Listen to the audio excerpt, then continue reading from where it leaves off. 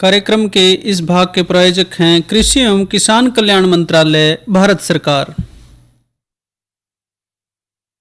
हर जोखिम से निकल कर फसल आए, सुरक्षित हो जाए। फसल बीमा से हर किसान अब आत्मनिर्भर हो जाए। संकट के समय प्रधानमंत्री फसल बीमा योजना किसानों के लिए वरदान है। अब सूखा पड़े या बाढ़ आ जाए कोई डर नहीं, अब ओले पड़े या कीट पतंगे फसल खा जाए कोई फिक्र नहीं, क्योंकि हमने लिया है प्रधानमंत्री फसल बीमा। बुआई से फसल कटाई तक हर जोखिम का दावा, न्यूनतम प्रीमियम पर अधिकतम भुगतान का वादा। योजना से हर साल जुड़ रहे हैं 5 करोड़ से ज्यादा किसान। अब आपकी है बारी। नजदीकी कृषि कार्यालय, सहकारी समिति, बैंक शाखा, अधिकृत बीमा कंपनी या जन सेवा केंद्र में स्वेच्छा से करा सकते हैं पंजीकरण। फसल बीमा पोर्टल या फसल बीमा ऐप द्वारा भी कराया जा सकता है पंजीकरण। प्रधानमंत्री फसल बीमा योजना, आपकी फसलों का संपूर्ण सुरक्षा कवच। कृषि एवं किसान कल्याण मंत्रालय, भारत सरकार। कार्यक्रम किसान वाणी सुनने वाले सब बहन भाइयों ने प्रीतम भाई की राम राम। किसान भाइयों, आज का जो किसान वाणी कार्यक्रम है उसमें हम जो चर्चा आप खातर लेकर आए हैं वो रहेगी चना फसल की देखभाल के बारे में। साथ ही बातचीत करेंगे आजकल के दिनों में जो रबी की फसलें हैं उनकी देखभाल कैसे हो, और कृषि सुधार बिलों पर भी भाई चर्चा करेंगे। साथ ही मनोरंजन भी किसान भाइयों का करवावांगे। पहली बात चने की। चना भाई पूरे भारत में हुए है दलहनी मुख्य हमारी फसल है। प्रोटीन की कमी पूरा करने में चने का बड़ा योगदान है। हरियाणा देश में भी चने की जो है कुल पैदावार जितनी देश में हो रही है उसका 18% लगभग पैदा करे है। और जो हरियाणा के हमारे पश्चिमी जिले हैं उनमें चने का विशेष महत्व है। अगर कुल क्षेत्रफल की बात करें तो उसमें से 88% चना पश्चिमी क्षेत्र में ही हरियाणा के हुए हैं। दलहनी जो हमारी फसलें हैं उनकी औसत उपज दूसरे जो देश हैं दुनिया के जो विकसित हैं उनसे कम है। वजह इसकी भैया है कि बरानी क्षेत्र जो हमारे हैं उसमें वक्त पे बारिश ना होनी, दूसरे ट्यूबवेल के द्वारा सिंचाई करनी या कीट और बीमारियों की ठीक रोकथाम ना हो पानी, इन सब बातों की वजह से पैदावार कम है। लेकिन अगर बीमारियों को हम ठीक से पहचानें और ठीक से वक्त से उनका जो है इलाज करेंगे तो बात बन सके है। मुख्य जो चने की फसल में रोग लगने वाले हैं उनमें उखेड़ा रोग है जिसको विल्ट भी कहते हैं। लक्षण भाई इसके ऐसे हैं कि ये रोग मिट्टी से जो फफूंद पैदा होता है उसमें है और बीमारी बिजाई के लगभग ये 3 से 6 सप्ताह बाद दिखाई देने लगा है। पत्तियां मुरझा के लुढ़क जाए हैं, पौधे पीले पड़ने लग जाए हैं और नीचे से ऊपर की ओर पत्तियां सूखने लग जाए हैं। अंत में पौधा मुरझा के मर जाए। तने को चाकू द्वारा काटने पे उसके अंदर रस वाहिनी काली भूरी दिखाई दे है। रोगग्रस्त पौधे आसानी से उखड़ जाए हैं और यह बीमारी अगर हम अगेती बिजाई कर रहे हैं तो फिर भाई ज़्यादा आवे है। रोकथाम यह है कि भाई एक तो फसल चक्कर भाई जरूर अपनाएं। खेत में बीमारी आने से कम 3 साल तक उसमें चना ना बोएं। गर्मी के दिनों में गहरी जुताई करें, धरती में अपनी अच्छी नमी बनाए रखें और तापमान 30 डिग्री सेल्सियस से पहले बिजाई ना करें। रोगरोधी जो किस्में हैं वो लगाएं, जैसे H208 है, चना नंबर 1, गौरव और चना नंबर 3 ये बिजाई कर सके हैं। बीज उपचार करें भाई 2.5 ग्राम बावस्टिन प्रति किलोग्राम बीज के हिसाब से बीज उपचारित करें। साथ ही तना गलन की बीमारी आवे है। पत्तियां इसमें बदरंग हुए बिना ही गिर जाती हैं और जो हमारी धरती की सतह पे सफ़ेद फफूंद तने को चारों का नीचे घेर ले है। बाद में सफ़ेद पिंड से दिखाई उस पर पड़ जाएं। रस वाहिनी में कोई भद्दापन नज़र नहीं आता। फसल की ज़्यादा बढ़वार और ज़्यादा बारिश होने पे रोग की संभावना ज़्यादा रहती है। इसकी रोकथाम की बात करें तो बिजाई से पहले खेत को अच्छी तरीके से तैयार करें, समतल करें ताकि उसमें तो पानी ना खड़ा हो। ज़्यादा वृद्धि को रोकने के लिए बिजाई अगेती ना करें। अक्टूबर के आखिरी सप्ताह या नवंबर के पहले सप्ताह में बिजाई करें। बारिश और सिंचाई के बाद निराई और गुड़ाई जरूर करें। जड़ गलन भी रोग आता है। लक्षण ये हैं कि ये भी एक तो मिट्टी से पैदा होने वाला रोग है। इसके प्रकोप से पौधों की पत्तियां पीली पड़ जाए हैं। इस रोग का प्रकोप अंकुरण अवस्था या फिर फसल बड़ी होने पर देखने को मिले है। भूमि की सतह पे पौधों के तनों पे गहरे भूरे धब्बे दिखाई पड़ते हैं। रोगी पौधों के तने और पत्ते हल्के पीले रंग के होते हैं। मुख्य जड़ से नीचे का भाग गल जाने के कारण जमीन में रह जाता है। रोकथाम कम से कम 3-4 साल का फसल चक्कर अपनाएं। रोग मुक्त और स्वस्थ जो बीज हैं वो बोएं और बीजगत जो संक्रमण है उससे बचाव खातिर भाई बीज का उपचार वैसे ही 2.5 ग्राम बावास्टिन प्रति किलोग्राम के हिसाब से करें। रोगग्रस्त पौधों को खाड़ के जला दें और जो सिंचित क्षेत्र हैं उनमें HC5 की बिजाई ही करें। अंगमारी रोग है जिसने झुलसा रोग भी कहते हैं। फफूंदी जनित रोग है जो 2 अलग अलग फफूंद फैलावे हैं। इसका नाम एस्कोकाइटर अंगमारी और अल्टरनेरिया अंगमारी है।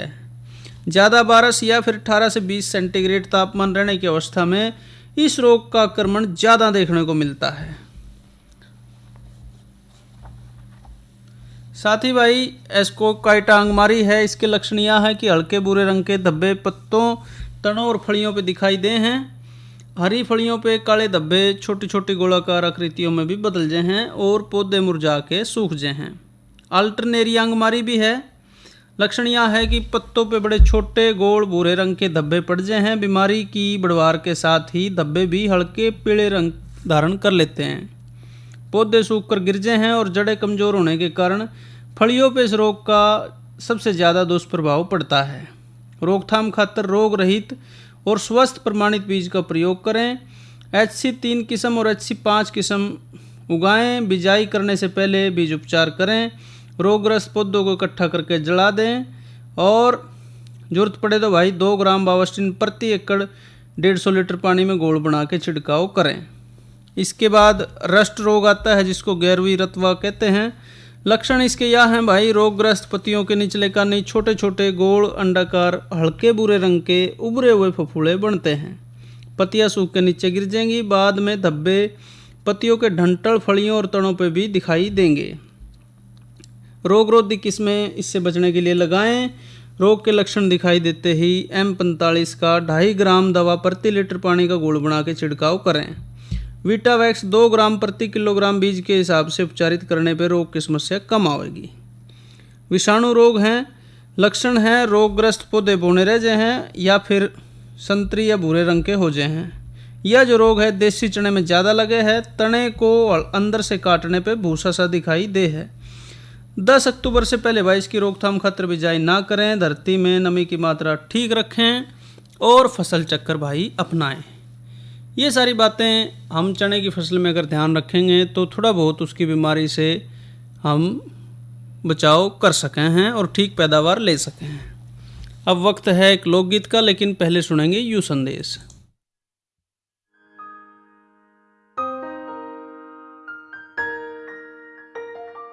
लक्ष्मी जल्दी आ। आई रसोई में थी। कोई खास बात है क्या? क्या हो गया? मुंह मीठा कर, मिठाई खा। किस खुशी में? क्या हो गया बताओ ना। अरे सुनेगी तो तू भी खुश हो उठेगी। तो बताओ ना जल्दी। अरे वो हमारी टमाटर की पूरी फसल बिक गई और वो भी अच्छे दामों पर। बयाना भी मिल गया। मुझे मूर्ख समझे हो क्या? अभी तो फसल बोई भी नहीं और बिक भी गई। बना रहे हो मुझे? ना ना, अरे बनाने वाली कोई बात नहीं है, सच्ची। अरे वो टमाटर से सॉस केचप बनाने वाली कंपनी है ना, उन्होंने करार कर लिया है। अभी समझौते पर दस्तखत करके आ रहा हूँ। इसका मतलब क्या हुआ? तू बैठ यहीं, सब समझाता हूँ। भारत सरकार किसानों के कल्याण और सन 2022 तक उनकी आमदनी दुगनी करने के लिए कृत संकल्प है। अनेक नई नीतियों और योजनाओं से किसान आत्मनिर्भर हो रहे हैं, परंतु किसानों के सामने आज भी कुछ चुनौतियां मौजूद हैं, जैसे निरंतर सिकुड़ता जोत आकार, मौसम और प्राकृतिक आपदाओं से जुड़े जोखिम और बाजार में आकस्मिक उतार चढ़ाव। कोविड-19 वैश्विक महामारी ने इन चुनौतियों को और भी गहरा कर दिया है। भारत सरकार ने तुरंत प्रभाव से कृषक सशक्तिकरण और संरक्षण कीमत आश्वासन और कृषि सेवा पर करार अध्यादेश 2020 लागू किया, जो अब एक अधिनियम का रूप ले चुका है। अब किसान के पास अनेक विकल्प है। अगर वो अपने खेत में ही अपनी उपज का सौदा करना चाहे तो वो कर सकता है, या फिर सीधे वेयर हाउस से इनाम से जुड़े व्यापारियों और संस्थानों को जो भी उसको ज्यादा दाम देता है उसके साथ फसल का सौदा किसान कर सकता है। इस अधिनियम के अनुसार अब किसान उपज से खाद्य उत्पाद बनाने वाले प्रोसेसर्स, व्यावसायिक कंपनियों, थोक और फुटकर विक्रेताओं और निर्यातकों आदि से कृषि उपज की बिक्री के लिए सीधे करार या व्यावसायिक समझौता कर सकेंगे। ये करार फसल की बुआई से पहले भी हो सकता है। उपज की बिक्री का करार हो जाने के बाद किसानों को निर्धारित दाम पाने की गारंटी मिलेगी। उन्हें करार में बांधा नहीं जा सकेगा। वे बिना किसी पेनल्टी के करार से निकलने को स्वतंत्र होंगे। करार सिर्फ किसानों की फसलों का होगा, जमीन का नहीं। इसलिए जमीन की बिक्री, लीज और उसे गिरवी रखना पूरी तरह से मना है। आवश्यक कृषि आदानों यानी इनपुट्स उपलब्ध कराने की जिम्मेदारी करार करने वाले व्यक्ति या संस्थान की होगी। करार करने वाले व्यक्ति या संस्थान द्वारा उपयुक्त कृषि मशीनरी तथा उपकरण की व्यवस्था की जाएगी। समय समय पर किसान को तकनीकी मार्ग निर्देशन और सलाह उपलब्ध कराई जाएगी और फसल के जोखिम की पूरी या आंशिक जिम्मेदारी उठानी होगी। अधिनियम के अनुसार फसल की भली प्रकार से देखरेख, तुड़ाई या कटाई की जिम्मेदारी किसान की होगी। फसल उत्पादन के दौरान फसल पर किसान का मालिकाना हक बना रहेगा। फसल का बीमा कराया जाएगा और आवश्यकता होने पर किसान वित्तीय संस्थानों से ऋण भी ले सकेंगे। इस अधिनियम से कृषि उपज की गुणवत्ता में सुधार होगा, जिससे उत्पाद भी उन्नत स्तर के बनाए जा सकेंगे, जो विश्व बाजार के मानकों पर खरे उतरेंगे।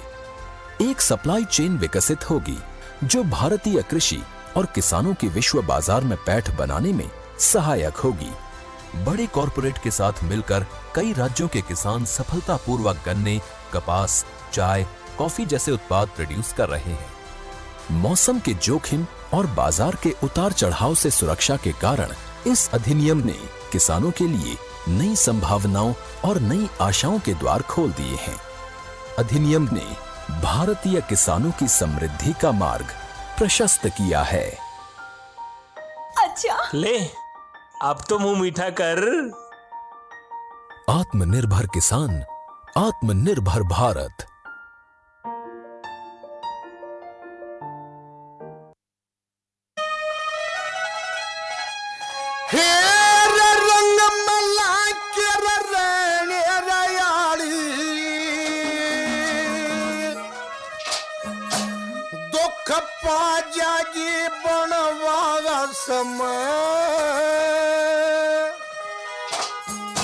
दुख ने भी सुख समझूंगी मेरे सजन आपके पास में।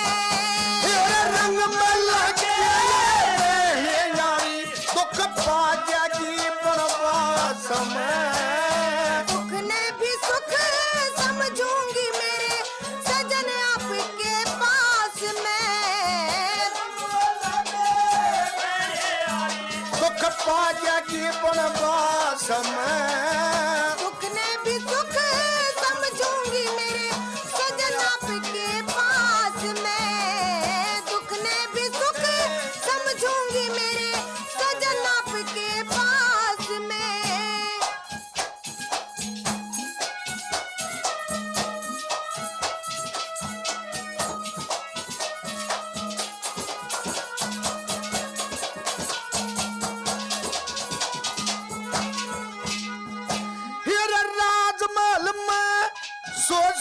दासी राजमहल में सौ दासी टहल करेगी थारी देखे बांधी दासी नहीं चाहती पिया थारी कर लूं ताबेदारी तेरे गाठी घोड़ा रे अर्थ पालना बन में मिले सवारी काटे बन जाएंगे फूल पिया जो चालू साथ तुम्हारी काटे बन जा फूल पिया जो चालू साथ तुम्हारी तेरे बन में कौन रमल अटारी हो बन में कौन महल अटारी पढ़ना पड़ेगा समय ना पलंग मछेरी जाती पिया थारे रखो सास सास में तेरे रंग में लाके रेणी यारी तो बाजा बनवास में दुख ने भी सुख समझूंगी मेरे सजन आपके पास में दुख ने भी सुख समझूंगी मेरे सजन आपके पास में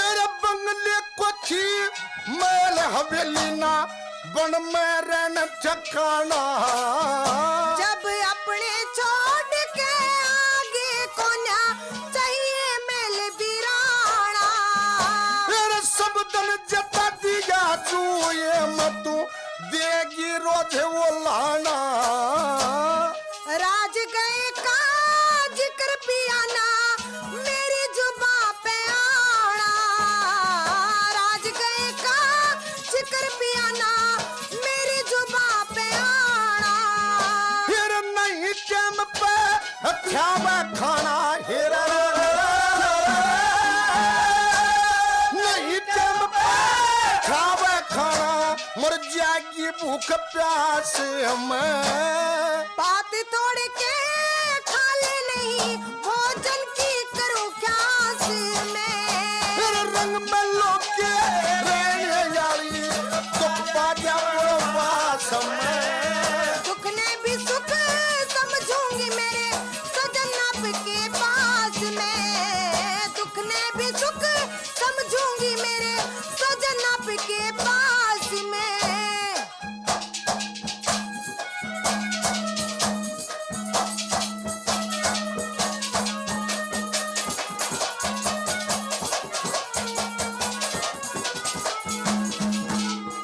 हेरे कुंदनपुर न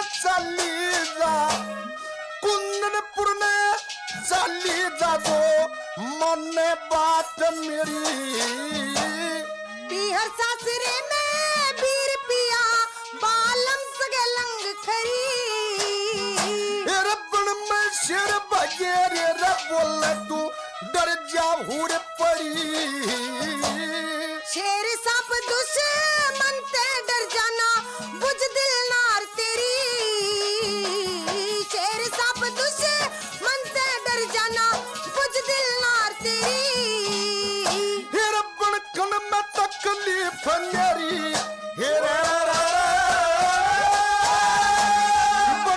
में तकलीफ मेरी क्यों फंस ना के पास में तू है बर्तन ने पिया कण में सरसारी हर दम रहूं आस में तेरे रंग में लाके रहने यारी दुख पा जाएगी बन पास में दुख ने भी सुख समझूंगी मेरे सजन आपके पास में दुख ने भी सुख समझूंगी मेरे सजन आपके पास में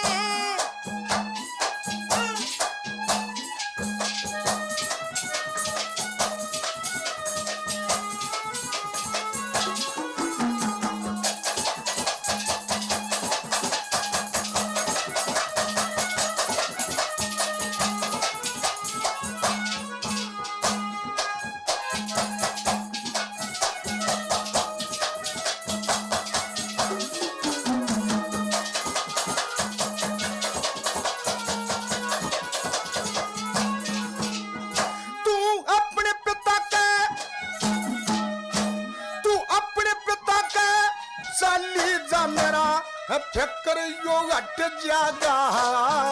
तू दुख पावे में सुख भोगुपति व्रत धर्म घट जागा।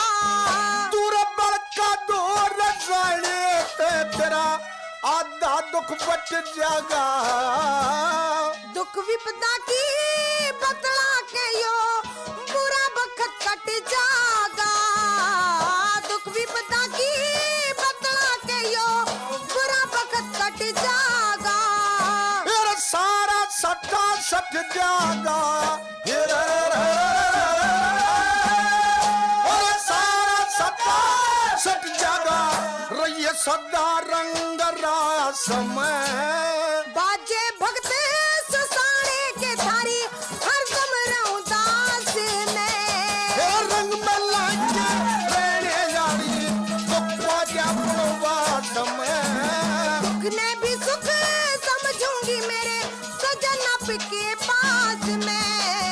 दुख ने भी सुख समझूंगी मेरे सजन आपके पास में। और भाई ये लोकगीत सुने रंग महला की रहने वाली। आवाज़ें थी रणबीर सिंह और सरिता चौधरी की।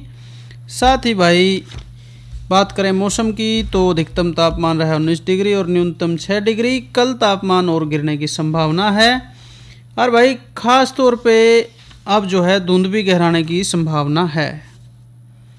इसमें किसान भाई ध्यान रखें कि एक तो आवाजाही जहाँ से भी हो कम से कम देर सवेर उसमें कोशिश करें। दिन में जब दृश्यता जो है दिखने की दूरी है वो जब अच्छी हो तब आना जाना सुनिश्चित करें। साथ ही भाई कल जो किसानवाणी कार्यक्रम में हम चर्चा आप खातर लेकर आएंगे उसकी भी बात करें तो कल दुधारू पशुओं की बीमारियों और घरेलू बीमारियों का घरेलू उपचार कैसे हो, ये बातचीत भाई कल किसान भाइयों ने सुनवाओगे। साथ ही भाई आज की दूसरी जो चर्चा है वो है रबी फसलों की देखभाल। रबी फसलों की देखभाल में गेहूं की बात करें तो गेहूं तो भाई अगर उसमें पानी लगा रहे होंगे इस वक्त तो उसमें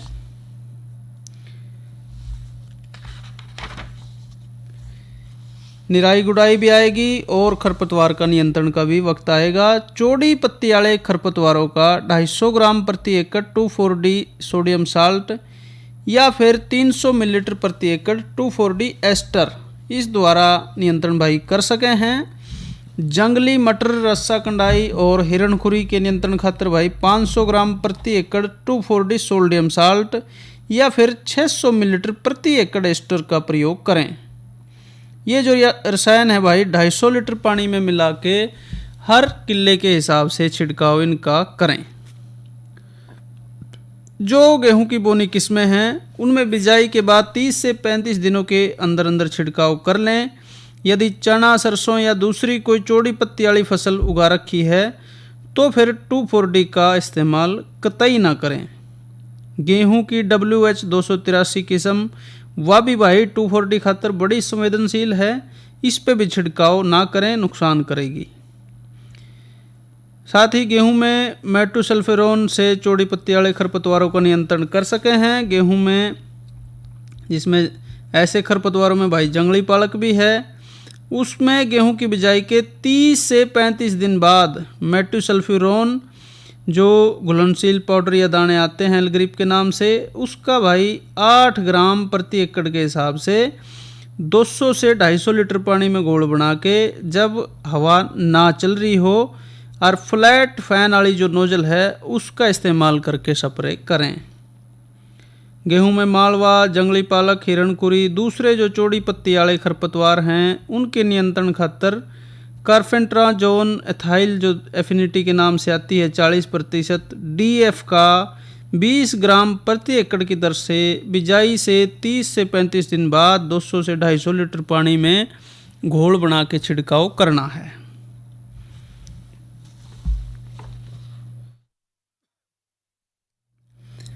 और भाई जो मिश्रित खरपतवार हैं उनकी भी बात करेंगे। गेहूं में तो उन खातर बिजाई के 30 से 35 दिन पाछे एंटलांटिस, जिसमें मीजोसल्फ्यूरान या फिर आइडोसल्फ्यूरान जो सहायक पदार्थ हैं उनका मिश्रण 3 WP 160 ग्राम प्रति एकड़ के हिसाब से 0.1 एटलांटिस एक्टिवेटर को 200 से 250 लीटर पानी में मिला के छिड़काव करें।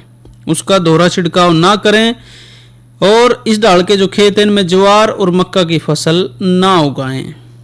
मिश्रित या मिले जुले जो खरपतवार हैं इनके नियंत्रण खातर क्लोडिनाफोप या फिर प्रोपायरजिल या मेटोसल्फ्यूरान मिथाइल रेडी मिक्स का 160 ग्राम प्रति एकड़ का घोल या फिर 500 मिलीलीटर सर्फेक्टेंट को जो है 200 लीटर पानी में घोल के बिजाई के 30 से 35 दिन के बाद छिड़काव करें। आइसोप्रोट्यूरॉन जो 75% घुलनशील पाउडर है भाई, इसके प्रति एकड़ मिश्रण को अलग अलग खरपतवारों खातर बिजाई के 30 से 35 दिन के बाद प्रयोग करें। साथ ही भाई खाद और उर्वरक की बात करें तो मिट्टी की जांच के आधार पर उर्वरक देने चाहिए। आम सिफारिश के आधारों पर खादों की मात्रा भाई दे सके हैं। जो हाथ से चलाने वाले यंत्र है उनके द्वारा भी उर्वरक खेत में बिखेरे जा सके हैं। अच्छी पैदावार लेने खातर एजोटोबैक्टर के 4 पैकेट और 4 पैकेट फॉस्फोरस का टिक्का प्रति 40 किलोग्राम प्रति एकड़ बीज के साथ भाई बिजाई के वक्त कर सके हैं। अगर भाई गेहूं में हो जाए लोहे की कमी तो उसके लक्षण और उपचार क्या हैं? इसमें लोहे की कमी में नीचे की पत्तियां हरी और नई निकलने वाली पत्तियां पीली धारीदार पूर्णतः पीली हो जाए हैं। ट्यूबवेल के पानी में बाइकार्बोनेट की अधिकता के कारण ऐसा होता है। इसके लिए 0.5% फेरस सल्फेट का घोल 8 से 10 दिन के अंतराल पे 2-3 छिड़काव बाई करें और इससे निजात इस माध्यम से पा सके हैं। अरे क्या कर रहा है? इधर इधर इधर हम बोल रहे हैं तेरे बीजू का। उतला बोल रहा है? हाँ, पक्षियों से तो हम खेत को बचा लेते हैं, पर इन घातक रसायनों से कैसे बचाएं? मतलब? देख बेटा, तू जो ये अंधाधुंध रसायन मिलाता है ना, मिट्टी की सेहत बिगड़ने लगी है और जब माटी ही कमजोर पड़ जाएगी तो उपज कैसे सेहतमंद होगी? हाँ? अरे पहले ऐसा नहीं था। पूछना अपने बड़े बुजुर्गों से, कैसे फसल लहलहाती थी, शुद्धता झलकती थी। हाँ, माटी भी तंदुरुस्त और लोग भी। अरे अब पहली वाली बात कहाँ? पर अब तो सब यही डाले हैं। सब नहीं, आज भी लाखों जागरूक किसान परंपरागत विधि से फसल उगा रहे हैं। खर्चा कम और उपज की कीमत भी बेहतर पा रहे हैं। सच है? रे बेटे, एक्सपीरियंस से बता रहे हैं, धूप में बाल सफेद नहीं किए हैं। हाँ। ठीक है भाई, मैं भी आज से जैविक खेती शुरू करूंगा। माटी से प्रेम की परंपरा है, परंपरागत खेती। कार्यक्रम के इस भाग के प्रायोजक थे कृषि एवं किसान कल्याण मंत्रालय, भारत सरकार।